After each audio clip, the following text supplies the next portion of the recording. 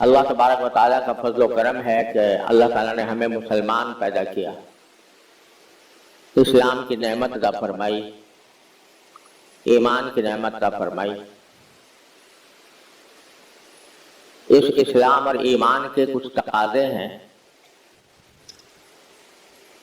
اور وہ یہ کہ بنیادی طور پر اس کو اس لفظ میں تعبیر کیا جا سکتا ہے کہ بنیادی تقاضا یہ ہے کہ انسان اپنی زندگی نبی کریم سرور عالم صلی اللہ علیہ وسلم کی تعلیمات کے مطابق گزارے،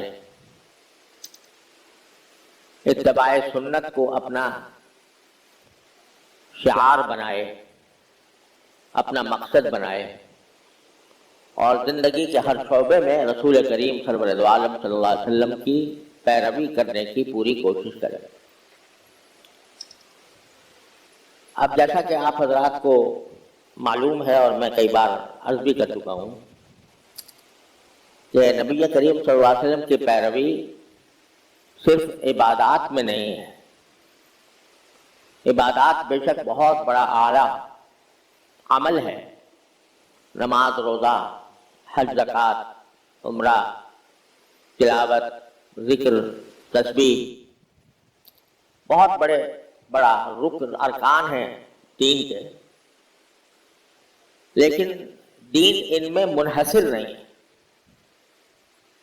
دین نے اور نبی کریم سرور عالم صلی اللہ علیہ وسلم نے ہمیں جہاں نماز پڑھنے کا طریقہ بتایا اور اس کی تاکید فرمائی، اور روزے کا اور حج کا اور زکوٰۃ کا حکم دیا، وہاں آپ نے اپنے قول و فعل سے اس بات کی بھی تعلیم دی کہ ہر مسلمان دوسرے مسلمان کا بھائی ہے۔ المسلم اخو المسلم،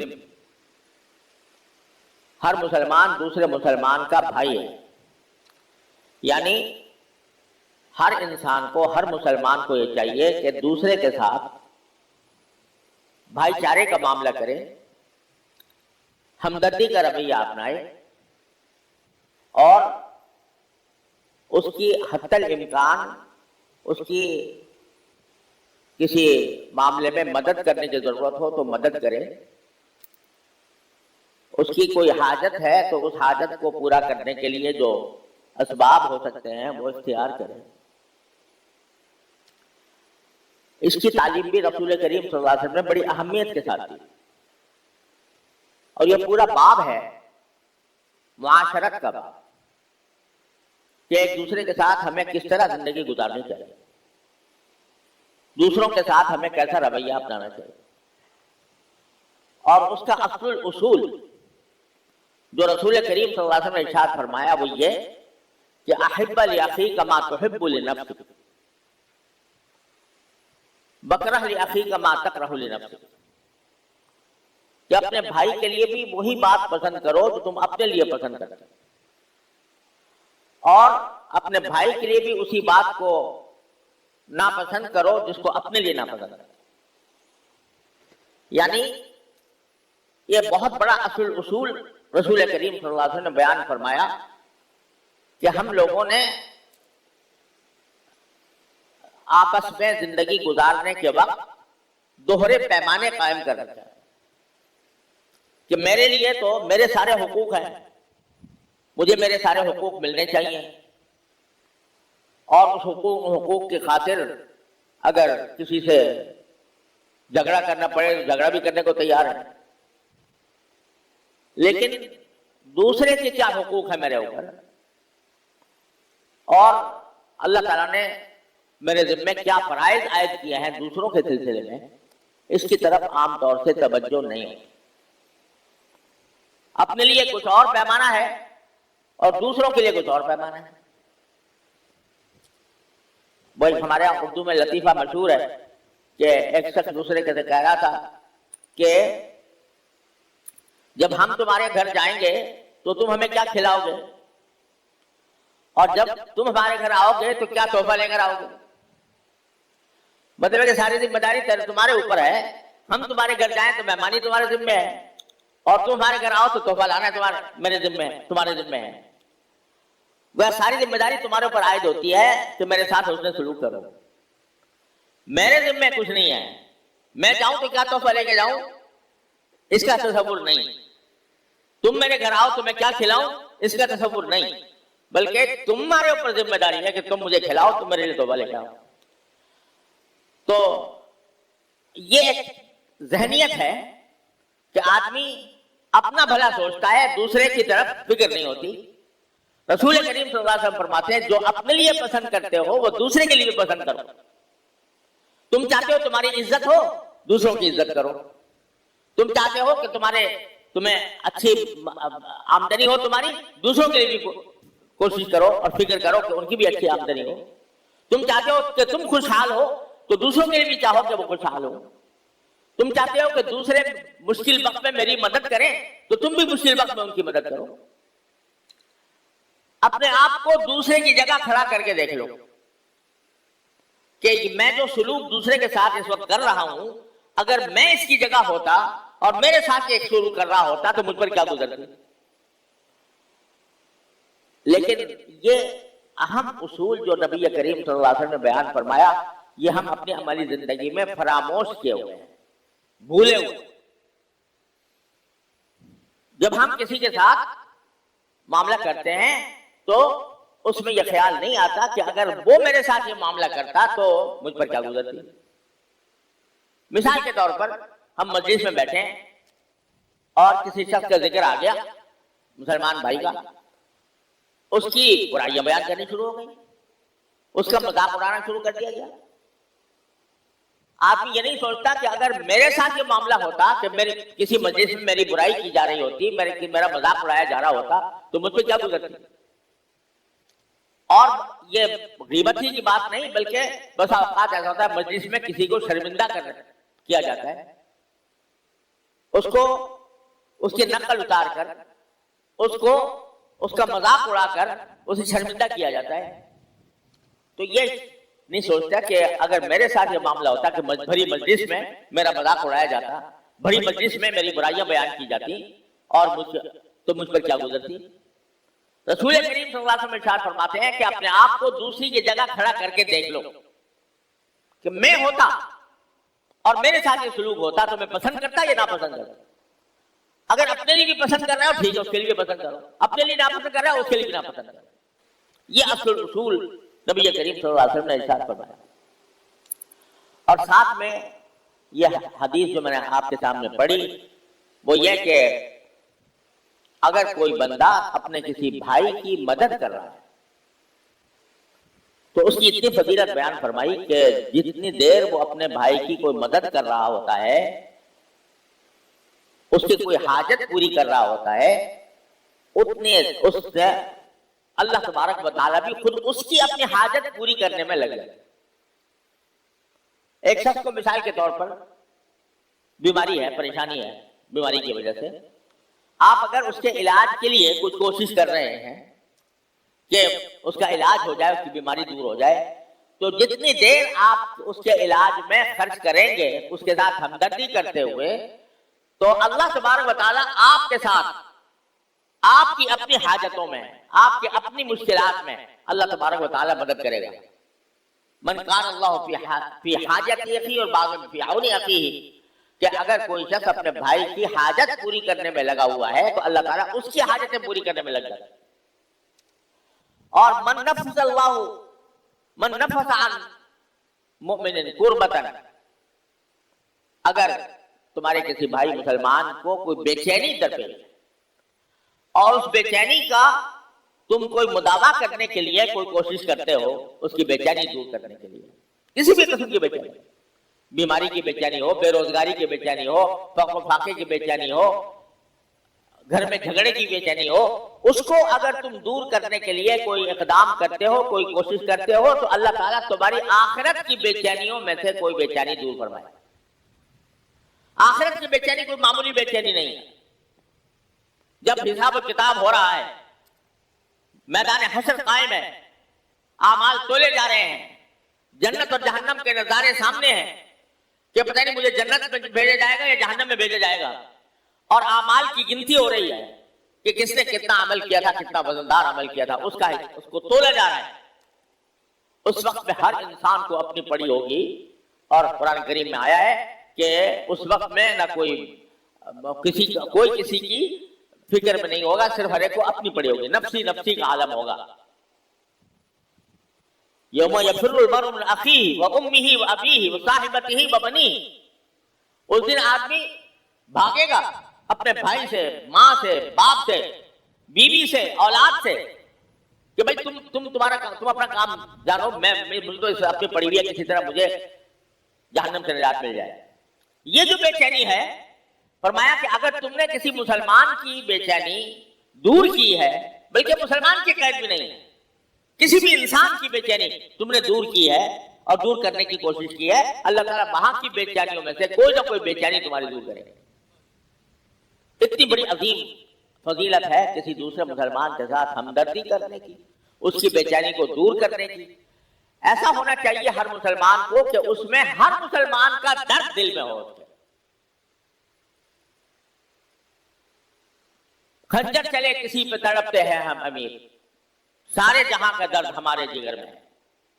ایک مسلمان کا کام یہ ہونا چاہیے کہ جب اگر کوئی مسلمان کسی بے چینی میں مبتلا ہے تو اپنی حد تک کوشش اس کے لیے کرے کہ اسی طرح دور ہو. اور اگر وہ بے چینی یا وہ پریشانی وہ کسی ایک فرد کے ساتھ مخصوص نہیں ہے، پوری قوم پر آئی ہوئی ہے، تو اس صورت میں اس قوم کے ساتھ یا اس گروہ کے ساتھ ہمدردی اور اس کے ساتھ حتی الامکان اس کی مدد کرنے کا جذبہ ہر مسلمان کے دل میں ایسا ہونا چاہیے جیسے مجھ پر یہ کیفیت گزر رہی ہے. اب آپ دیکھیے آج فلسطین میں کیا ہو رہا ہے. فلسطین میں اس وقت مسلمانوں کا قتل عام ہو رہا ہے. اتنا قتل عام ہو رہا ہے کہ چھوٹے چھوٹے بچے جو ابھی ابھی پیدا ہوئے ہیں، ان کا نام بھی رکھا نہیں گیا، ان کو بموں سے اڑایا جا رہا ہے. ہسپتالوں پر حملے ہو رہے ہیں. ہسپتالوں میں جہاں ساری دنیا کا قانون ہے، بین الاقوامی قانون، کہ جنگ کی حالت میں ساری دنیا اس قانون کو مانتی ہے کہ ہسپتالوں پہ حملے نہیں کیے جائیں، مگر ہسپتالوں پہ حملے ہو رہے ہیں. ہسپتالوں کے ان شعبوں پر حملے ہو رہے ہیں جو آئی سی یو کہلاتے ہیں، انٹینسیو کیئر یونٹ، جس میں کوئی آدمی بالکل ایسے وقت میں داخل کیا جاتا ہے جب اس کے جان پر بنی ہوئی ہوتی ہے، اور اس وقت میں اس کا خاص علاج کیا جاتا ہے. وہاں جو زیر علاج ہیں ان کے اوپر بمباری کر کے ان کو ختم کیا جا رہا ہے. اب تک 35,000 سے زیادہ مرد، بچے، عورتیں شہید ہو چکے ہیں. 35,000 سے زیادہ. یہ تعداد کوئی معمولی تعداد نہیں ہے. اتنا دنیا کی تاریخ پر نظر ڈال کر دیکھیے تو 6 مہینے کے اندر یہ اتنی بڑی تعداد میں شہداء، یہ کوئی معمولی واقعہ نہیں ہے، تاریخ کا انوکھا واقعہ ہے.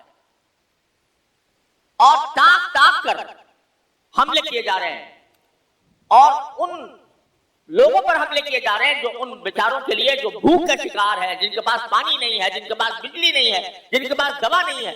ان کی مدد کے لیے اگر کوئی قافلہ جاتا ہے، اس قافلے پر حملہ کیا جا رہا ہے.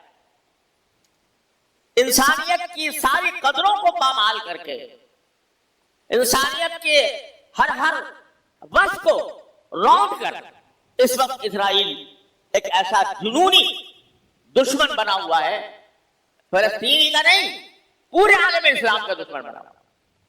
اور وہ روز ہم نظارے دیکھتے ہیں جن کے بارے میں اکثر و بیشتر آج کل تو سوشل میڈیا کے اندر کوئی چیز چھپی نہیں رہتی، سب نظارے آپ کے سامنے آ رہے ہیں. بچوں کو کس طرح ذبح کیا گیا، عورتوں کو کس طرح تباہ کیا گیا، کس طرح بھوکوں مارا جا رہا ہے، فاقوں کی کیفیت آ گئی ہے. جو لوگ باہر سے امداد بھیجتے ہیں وہ امداد کو نہیں پہنچا دیا جا رہا. ایک علاقے سے شہریوں کو آخر میں جا کر رفح کے علاقے میں منتقل کیا گیا تھا کہ وہاں پر وہ سکون سے رہ سکے. لڑائی غزہ کے اندر ہو رہی ہے، غزہ کے دوسرے علاقوں میں رفح کے اندر آ کر 12 لاکھ سے 13 لاکھ مسلمان منتقل کیے گئے اور خیموں میں وہ زندگی گزار رہے ہیں. ان کے اوپر اب حملے شروع کر دیے گئے. جس راستے سے رفح کے راستے سے امداد پہنچائی جا رہی تھی وہ راستہ بند کیا جا رہا ہے. یہ سارے منظر ہم اپنی آنکھوں سے دیکھ رہے ہیں، اور اس حادثے سے زیادہ بڑا حادثہ یہ ہے کہ سارے مسلمان ملکوں کا حکمران ان کے کان پر جوں نہیں رنگ رہی، ان کی انسانی غیرت، اسلامی غیرت کا جنازہ نکل گیا ہے، اور کسی کے کوئی ایمانی غیرت بھی نہیں جاگتی، کسی کی انسانی غیرت بھی نہیں جاگتی کہ ان مظلوم مسلمانوں کی اسلحہ سے مدد کرے۔ اسرائیل کو امریکہ بھاری اسلحہ مسلسل فراہم کر رہا ہے، اور وہی اسلحہ مسلمانوں پر استعمال ہو رہے ہیں، اور ان سے ان کو تباہ کیا جا رہا ہے، ان کے خاندان اجاڑے جا رہے ہیں۔ لیکن سارے مسلمان ملک، میں حیران ہوتا ہوں بعض اوقات کے غیر مسلم ملکوں میں، امریکہ میں، برطانیہ میں، جرمنی میں، بہت سے یورپی ممالک میں اتنے بڑے بڑے مظاہرے ہو رہے ہیں اسرائیل کے ظلم کے خلاف کہ جس کی کوئی انتہا نہیں، اور نعرے لگائے جا رہے ہیں، اسرائیل کے جھنڈے جلائے جا رہے ہیں، یہ سب کچھ ہو رہا ہے۔ مگر غیر مسلم ملکوں میں مسلمان ملک خاموش بیٹھے، مسلمان ملکوں کے کانوں پر جوں نہیں رینگتی، ان کی کوئی رگ حمیت نہیں جاگتی، ان کو کوئی غیرت نہیں آ رہی، اور وہ آنکھوں سے تماشا دیکھ رہے ہیں، تماشائی بن کر دیکھ رہے ہیں۔ اس پر جتنا حسرت اور جتنے افسوس کا اظہار کیا جائے کم ہے۔ یہ تو حکمرانوں کی بات ہے، اللہ تعالیٰ سے صحیح فریاد کر سکتے ہیں، یا اللہ ان حکمرانوں کو ہدایت عطا فرما کہ کسی طرح اگر پورا عالم اسلام اکٹھا ہو کر مراکش سے انڈونیشیا تک اکٹھا ہو کر اگر مقابلہ کرے تو اسرائیل چند دنوں کا بھی نہیں ہے، مہمان نہیں ہے، ختم ہو جائے گا۔ لیکن چپ سادے بیٹھے ہیں، ان کے پاس مسائل ہیں۔ ایک یمن نے تھوڑا سا باب المندب کا راستہ بند کیا تو اس کی وجہ سے ان کو کتنی مصیبتیں پیش آ گئی ہیں، لیکن پورا عالم اسلام جس کے پاس بڑے وسائل ہیں، اسباب ہیں، اسلحہ ہیں، راستے ہیں، وہ خاموش تماشائی بن کر نظارہ دیکھ رہا ہے۔ لیکن ہم کیا کریں؟ حقیقت یہ ہے کہ بے بسی کا ایسا عالم ہے، بے بسی کا یہ عالم ہے کہ ہمارا دل میں جذبات امڑتے ہیں، اور دل چاہتا ہے کہ کسی طرح اپنی جان قربان کر دیں اس جہاد کے اندر، لیکن راستے بند ہیں، پہنچنے کا راستہ نہیں ہے۔ ان حالات میں ہمیں کیا کرنا چاہیے؟ دل میں تڑپ تو موجود ہو، اگر تڑپ موجود ہو تو وہ خود راستے بھی نکالتی ہے۔ میں عام اپنے بھائیوں سے اور بہنوں سے عرض کرتا ہوں کہ ایک تو ان کی مالی امداد، یہ ہر مسلمان کا فرض ہے اپنی استطاعت کے مطابق۔ الحمدللہ ہم نے بھی اس کا سلسلہ شروع کر رکھا ہے۔ میں حیران ہوتا ہوں اس شخص پر کہ جو خوب کما رہا ہے، لیکن اس کے دل میں کبھی خیال نہیں آتا کہ میں اپنی آمدنی کا کچھ حصہ اپنے مظلوم بھائیوں کو بھیجوں۔ راستے موجود ہیں، ایسا نہیں ہے کہ راستے بند ہیں، راستے موجود ہیں، اگرچہ وہاں جا کر رکاوٹیں پیدا ہوتی ہیں، لیکن الحمدللہ ان رکاوٹوں کے باوجود مدد پہنچ رہی ہے۔ تو اس میں کوئی حصہ ڈالنے کا جذبہ کیوں پیدا نہیں ہوتا ایک مسلمان کے دل میں؟ چاہے وہ 1 روپے کا کیوں نہ ہو، 10 روپے کا کیوں نہ ہو، اللہ تعالیٰ کیا گنتی نہیں دیکھی جاتی، جذبہ دیکھا جاتا ہے۔ ایک تو اس طرح ایسا لگتا ہے کہ توجہ جتنی ہونی چاہیے تھی اتنی نہیں ہے۔ دوسری ایک چیز جو وقت ختم ہو رہا ہے تو میں مختصر آپ حضرات سب سے انتہائی درد مندانہ گزارش کرتا ہوں کہ اگر اور کچھ ہمارے بس میں نہیں ہے، ہمارے پاس اسلحہ نہیں ہے جو ان کو پہنچا سکے، ہمارے پاس جانے کا راستہ نہیں ہے جو وہاں پر چلے گئے، ہمیں لڑنا نہیں آتا کہ جس کی وجہ سے جا کے ہم ان کی مدد کر سکیں، اگر مالی مدد کے ساتھ ساتھ اگر ہم اتنا تو کر سکتے ہیں کہ اللہ تعالیٰ سے مانگیں، اللہ تعالیٰ سے رجوع کریں، اللہ تبارک و تعالیٰ سے ان کے لیے فتح و نصرت کی دعائیں کریں۔ یہ اللہ تبارک و تعالیٰ ہی کا فضل و کرم ہے کہ 6 مہینے سے زیادہ گزر چکے ہیں مگر وہ لوگ ڈٹے ہوئے ہیں۔ اتنے بھاری اسلحہ کے مقابلے میں، اتنی بھاری جنگی طاقت کے مقابلے میں ڈٹ کر مقابلہ کر رہے ہیں، اور ابھی تک ان کو شکست نہیں دی جا سکی. یہ اللہ تعالیٰ کا خاص فضل و کرم ہے، اللہ تعالیٰ ہی کرا رہا ہے. اس سے تو مانگے، اور یہ مانگے کہ اللہ تبارک و تعالیٰ کسی طرح ہمارے مسلمانوں کو اس مصیبت سے نجات عطا فرما دے. اب مانگنے کا ایک طریقہ تو یہ ہے کہ ہر نماز کے بعد دعا کرے، چلتے پھرتے آدمی دعا کرے، دل پر یہ خیال مسلط رہے. اس سے یہ مگر آدمی پھر بھول جاتا ہے، یعنی دل میں خیال آتا بھی ہے مگر بھول جاتا ہے. تو میں یہ ایک ذہن میں تجویز آئی ہے، آپ حضرات امید ہے کہ اس کی تائید فرمائیں. ہر مسلمان اپنے 24 گھنٹوں میں سے 10 منٹ فلسطین والوں کے لیے وقف کر دے. 10 منٹ. اس 10 منٹ میں اللہ تبارک و تعالیٰ کے حضور حاضر ہو کر کیا کرے؟ آیت کریمہ پڑھے. آیت کریمہ لا الہ الا انت سبحانک انی کنت من الظالمین.